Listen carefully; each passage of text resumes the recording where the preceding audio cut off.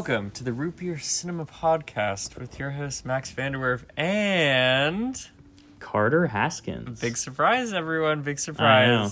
Special guest Carter Haskins. Special guest Carter Haskins. And on this week's programming, we will be reviewing Maine root beer. Did I say the root beer first? Well, too late, and we're reviewing Avatar: Fire and Ash. Yeah.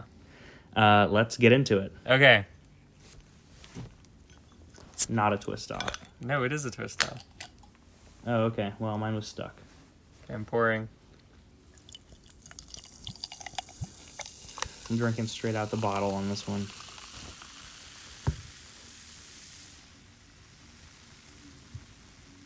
The ASMR fans are gonna love this one. Ready? Okay, cheers. Kadink, cheers.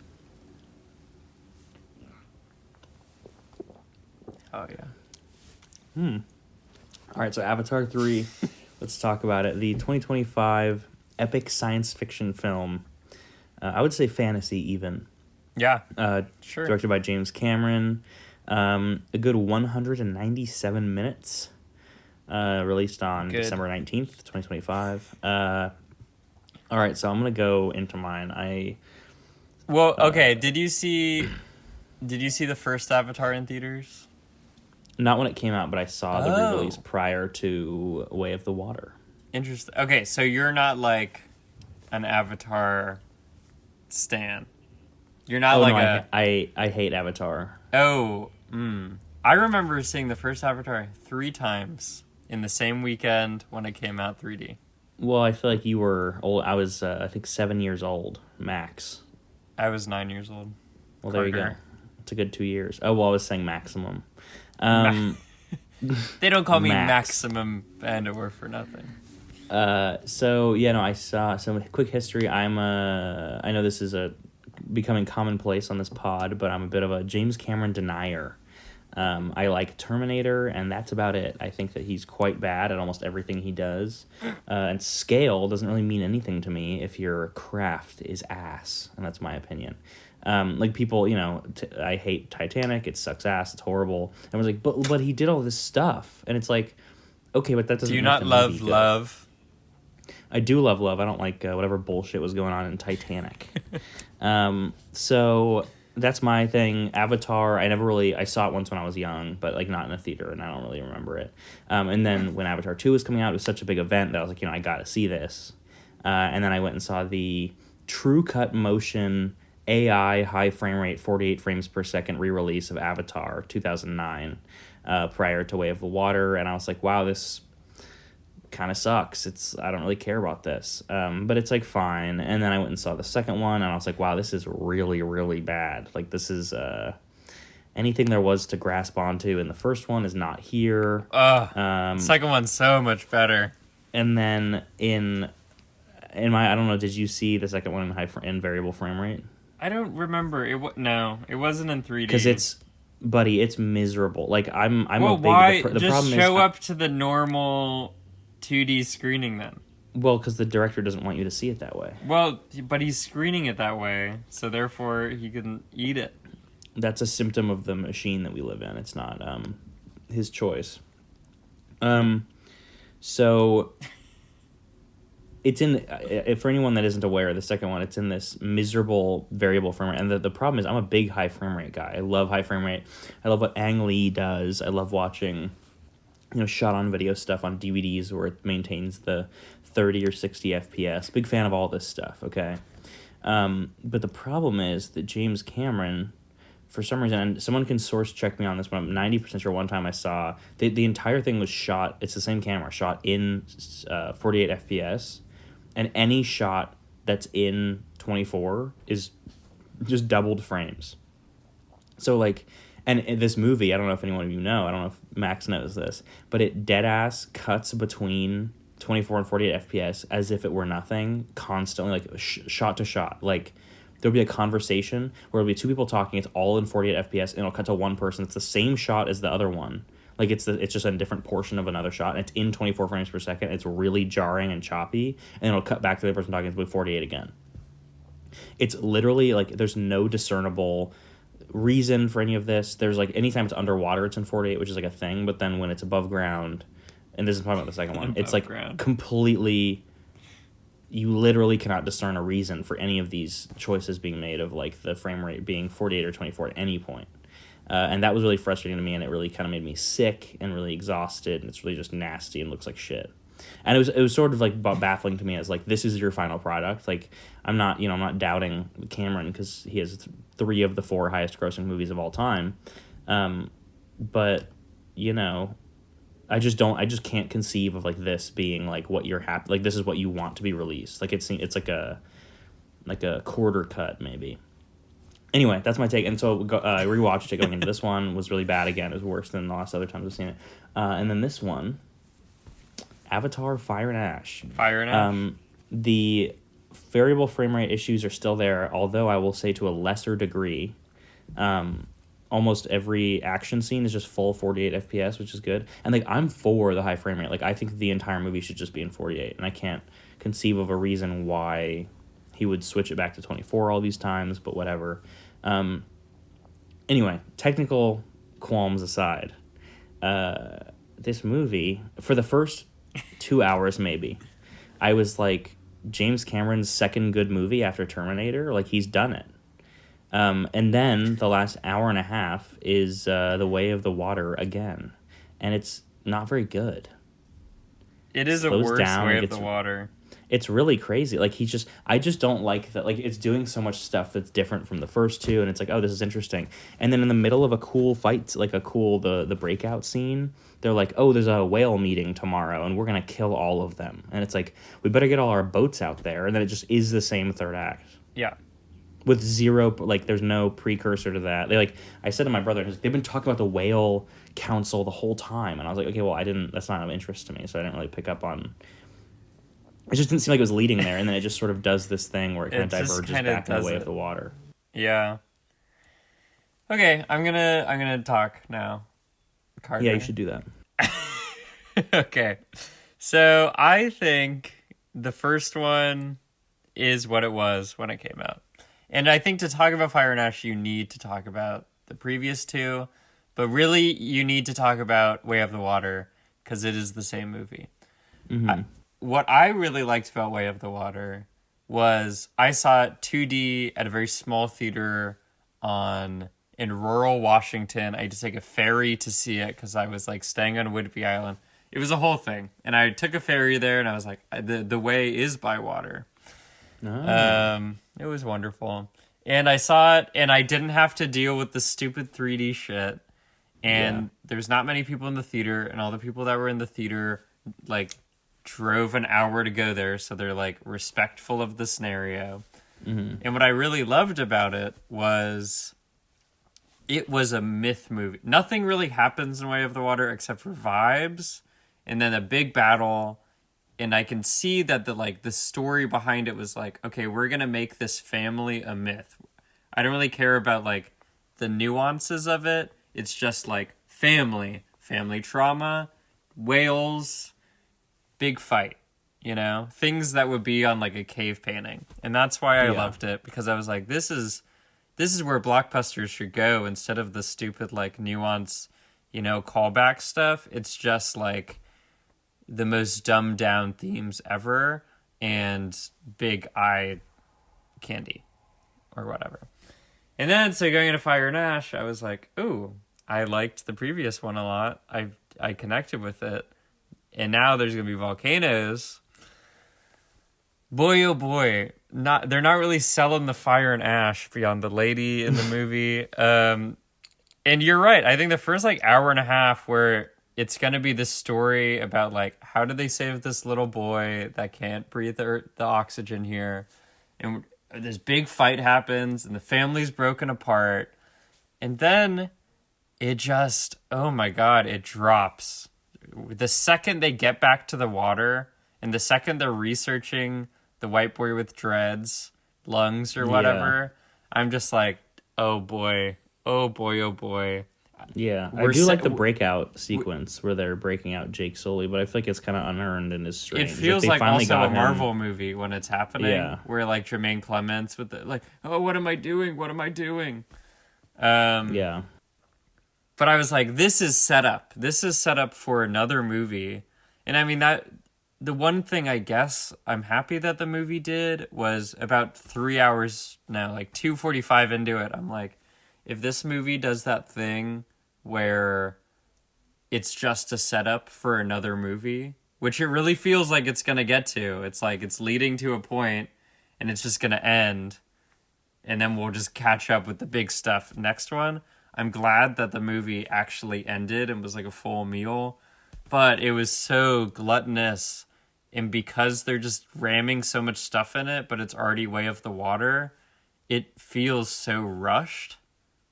You know, it feels like the last like 50 Yeah, it's strange minutes. for a 3.5 hour movie to feel rushed. You know? Exactly. It kind of felt Takes a like lot. Dune 2, a movie I also don't like. Oh, well, that's one of the greatest movies of all time. It's like, you know, Ah, God, Carter, lock in no. with you on that one. But, yeah, no, it's just kind of a strange object, I think, because the first 2 hours or hour and a half is so good. And it's I think Yeah. I sort of, and this is my brother said this is the point, but I know that I have sort of an issue with the,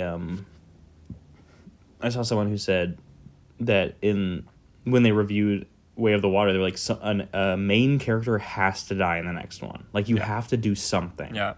And I just sort of have an issue with like the idea that these movies it's this eternal conflict. I think the main conflict in this last one and this one is sort of the Spider, Jake, and Stephen Lang of it all. Yeah. And that like eternal struggle between them, and like they're, you know, in the beginning of this one, like you see the unlikely alliance of the two enemies to, you know, save Spider and their families, Which and it's felt like, rushed, but I liked it when you know, it I liked first it. I liked that a happened. lot when it was happening, and then he just like walks away, and I'm like, oh, okay.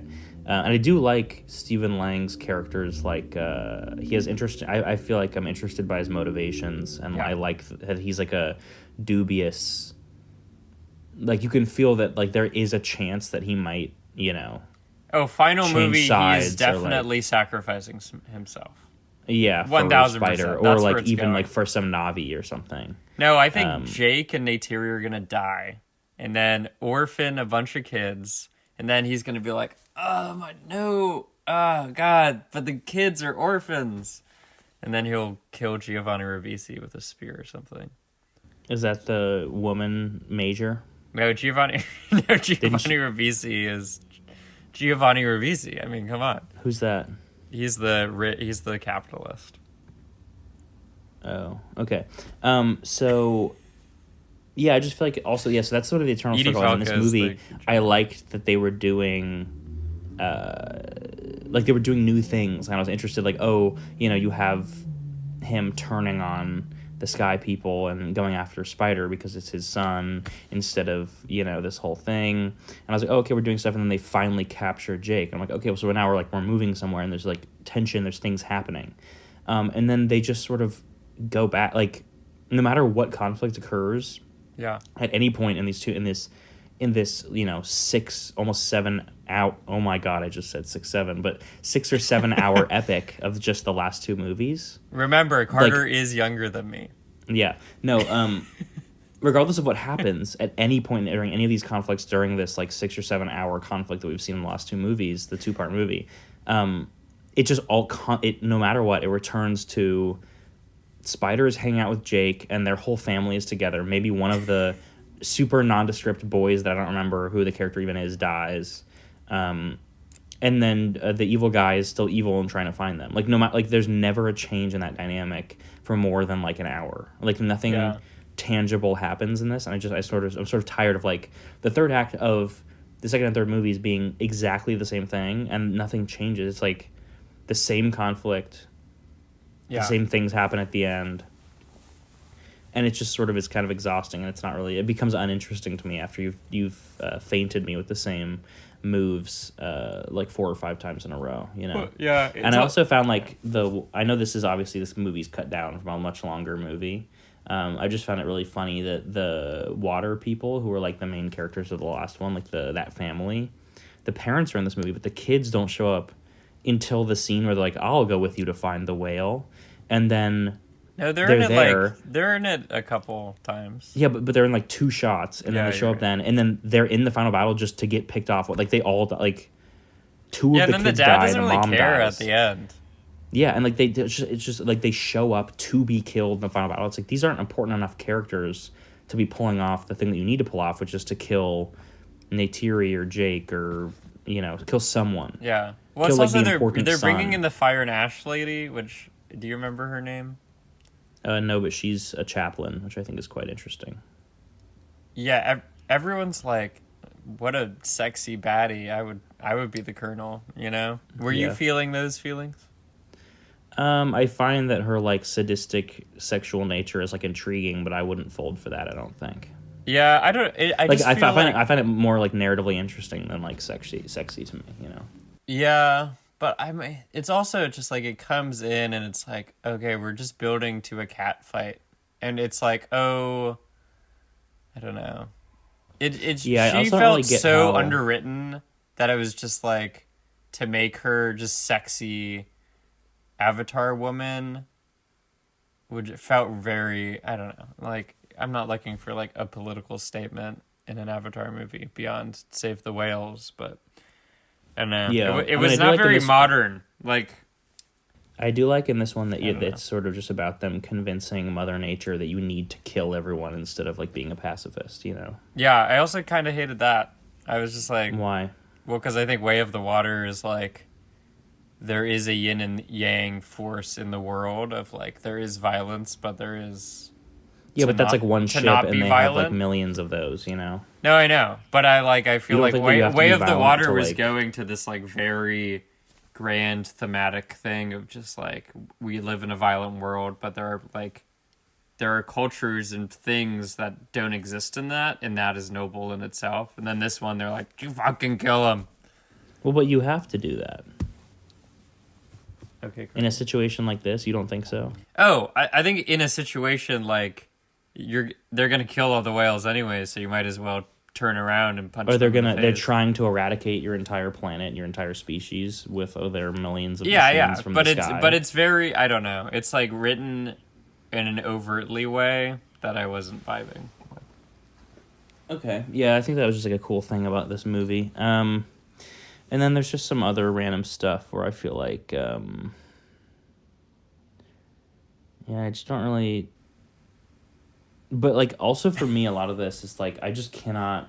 I'm looking at these images, and I cannot. It's impressive for sure, but that doesn't like make the movie good to me, as it makes it very good for other people for some reason. Yeah. But like I'm looking at these, I cannot fathom like what the dailies look like. Like what are we? Same. Like, My dad was like, "How did they do this?" And I was just like like, when it's all the like tall like the Na'vi around the humans, and they're in those like suits where it's like them walking, but like they're tall. yeah, Like what does that look like on set, and how? And I found some some footage of like BTS stuff, and it's like they're literally almost, and it's just unfathomable the level of like special effects work that goes into these, because the footage it's literally them in a warehouse with like a mocap face camera on, and that's it. yeah, And maybe there's like a giant piece of like plastic that they're climbing on, and then it shows the real footage and the footage from the movie, and it's like they're in like a sinking ship, and like, or they're in like a giant yard, and the lighting is like perfect. yeah. But the dailies are literally, it's just footage like someone clamoring in a Yeah, pool in a I mean, warehouse. it's just so impressive. It's It's so really unbelievable. It's so impressive. And I cannot imagine, It's a like, shame that it being- was bad. Yeah, I agree. It's a shame that these ideas aren't interesting at all, and that he can't really execute something on this scale.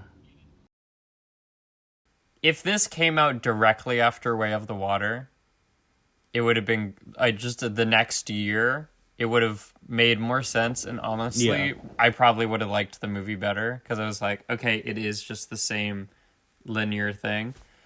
But because it is just a few years removed, there's no point for it to be so closely related. But then it's also like not far enough away where there's been huge changes in how movies are made. And so it's like all of these images that were fresh in A Way Over the Water, because we hadn't seen them in 12, 13 years, are no longer fresh because we just saw them 3 years ago. And it's the technology behind it isn't much more updated. The the visuals, I mean, it's the same visual spaces. They're not updated at all. Yeah. And it really undermines, like, why we are going to see Avatar in the cinemas. And I cannot wait to see the box office returns. I also don't really think they're marketing this movie as much as... Yeah, I haven't seen anything about this, and I feel like it's much less of an event than the second one was. Because the second one was like, oh, here's the return of Avatar after 15 years. Yeah. And this one's like, here's another one that's the same thing, but 3 years later. And I legitimately have seen, like, almost zero advertising for this movie anywhere, which is really surprising to me, because I remember the second one, I couldn't stop seeing it or hearing about it. I saw it, like, ramp up in the past 3 weeks. Like, the second December hit, they just pushed it. But yeah, it's still so limited. And I feel like there's just something about these movies. I don't know. I can't really... I guess... main thing for me is I'm just, like, not interested in this, you know? I don't think that's, like, a flaw with... I don't think these movies are, like, that bad. I just don't like them at all. Like, I'm not... If I was interested in this type of thing, obviously this would probably be the greatest shit of all time. Yeah. But I have no interest in any of this or any of these characters or any of their, like... Yeah. I don't really care. Yeah. So I liked when it kind of dealt with the darker themes of, like, spoilers, killing the dreaded white boy, or the suicide scene. I was like, oh my god, this is actually, like, there are kids behind me in the movie theater, and this is a lot. Yeah, and this is like a 13-year-old character going about to shoot himself in the face. Yeah, and I was like, oh, at least it's going in this direction, but then it, like, because it has to cover so much more ground and also still has to be, like, Avatar movie, I need to make a lot of money. Yeah. Then you can... do you know what I did like? What? Loved Awa being the 2001 baby. What? Oh my god, yeah. I loved that. That was fire. That. And they get so cool. When they get closer to it, I'm like, I wish you're, like, hiding it behind more stuff. I like but I like seeing its, like, head turn and, like, the eye, like, looking, like, it's that is awesome. the best shot of the that's the best frame of the movie. Easy. Yeah. It's really cool, and I don't know, I feel like also I need some context, so I know it's far past that point, but some context is I saw this at 10:30, which means it started at 11, so it ended at 2:30. And I was surprised. I was wide awake the whole time. Why did it start at 11? There's 30 minutes of trailers. I had one trailer. I had one. Did you see it in a multiplex? No, but I was also going to the bathroom and I missed half of the Avengers trailer. All I got was the Steve Rogers is coming back, and I was like, that's stupid. You didn't miss anything. So, there's at multiplexes now. There's 30 minutes of trailers. Oh, I didn't say this, but I saw this in IMAX 3D at AMC Lincoln Square, variable frame rate. So I saw it really late. So I was fully awake the whole time, and then the second the third act started, I started falling asleep. So I missed a little bit of the third act, but I woke up every now and then and was like, oh, it's that scene from The Way of the Water, and then the movie ended. Yeah, my dad's phone went off full volume 2 times. Oh. There were a bunch of kids behind me kicking and talking, but during the fight scenes, they're like, pew, pew, bang, bang, which is fun. Fire. And then there were some 16-year-olds to my left that kept dropping their phone and were, like, cuddling, but, like, they were, it wasn't like a date, just, like, horrible vibes, but they were laughing at every possibly sexual thing in the movie. And then there was another group of, like, 16-year-olds, and they just left maybe 45 minutes from the end, and I'm like... They knew things are about to happen. Like, I don't even care if you're not vibing, just, like... You know something's about to happen. Yeah. I liked the, like, vicious squid things and how they would break. Oh, the squid things were really cool. They were cool. I like them. Some of those, it's just like this. It's such an incredible feat, I think. Like, watching any sort of footage of them making this, it's like, I dead ass cannot comprehend this. But I guess it's not my thing to worry about. I love the traders. The traders. Oh, yeah, they were cool. I cannot stop forgetting. I cannot, in my head, see Neytiri as Zoe Saldana. But she's so good in it. Honestly, she holds really these movies down. Yeah. All right, we should stop talking about this movie, because... are you done with your root beer? No, but we're 25 minutes in. Okay. I've intentionally kept it low.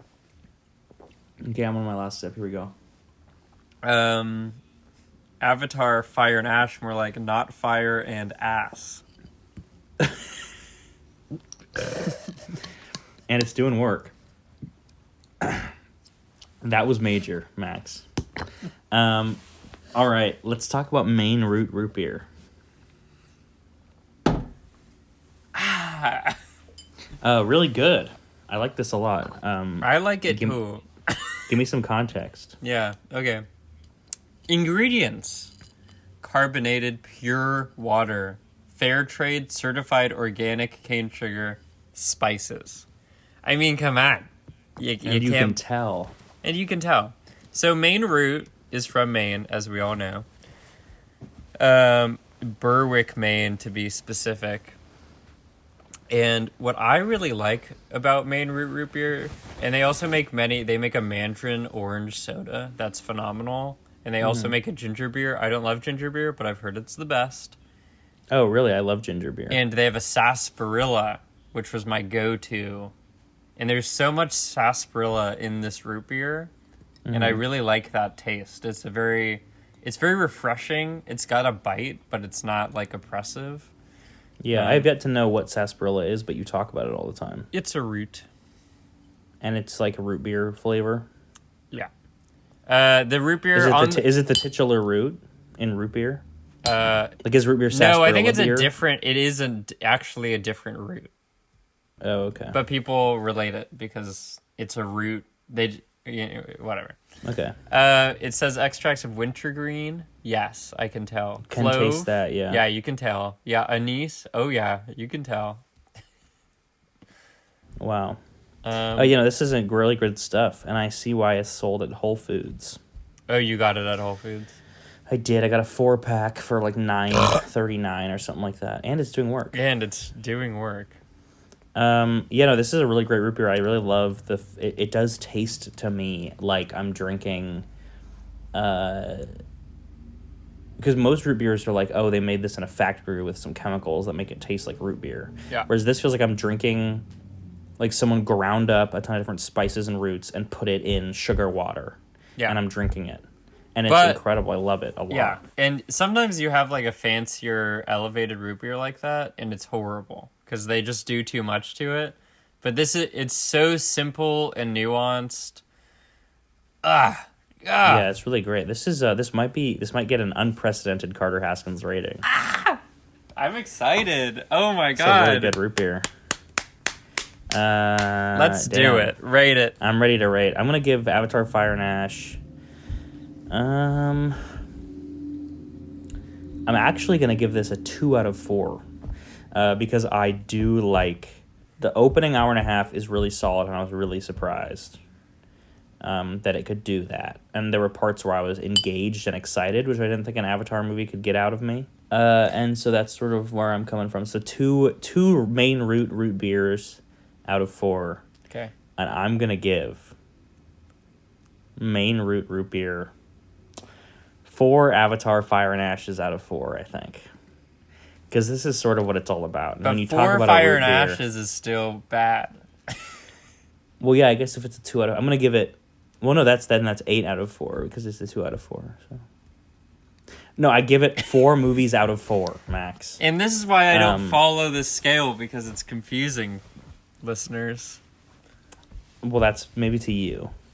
But it's really, this is sort of what it's all about, and I would drink this all the time, and I feel like this is sort of like this is what I imagine root beers as a concept are attempting to recreate in their quest to become a root beer,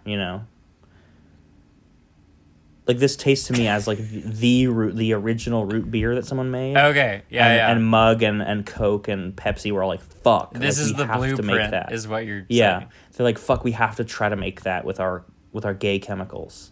And they came up with garbage like Mug. No, I'm just kidding. Mug is pretty good. But you know what I mean? Garbage. Yeah, it tastes like... Yeah. Tastes like the blueprint in the way that all Zack Snyder movies are. Nah, I'm just kidding. I don't think that.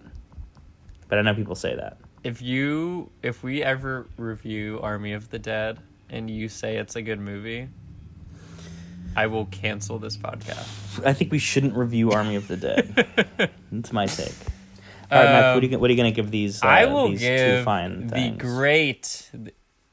No, I'm going to start with Avatar, like you. I'm going to give it a 1.4. It's unoriginal, which is lame. And it gets stupid. But yeah, I agree. There are some great images. You know, I will see the next one. And the first hour and a half is, like, fun. I agree. Then I'm going to give Maine Root Beer a 3.8. It has lit a fire under my butt. Okay. We have been in the trenches of bad root beers recently. We've also been in the trenches of bad podcast episodes, and we're back, baby. I'm happy we're to announce back, baby. Back. If you loved this one, wait until the next one. I think another problem, and that's why you should tune in next week on the Root Beer Cinema Podcast when we review a movie and also a root beer. Yeah. I gotta say, okay, the end.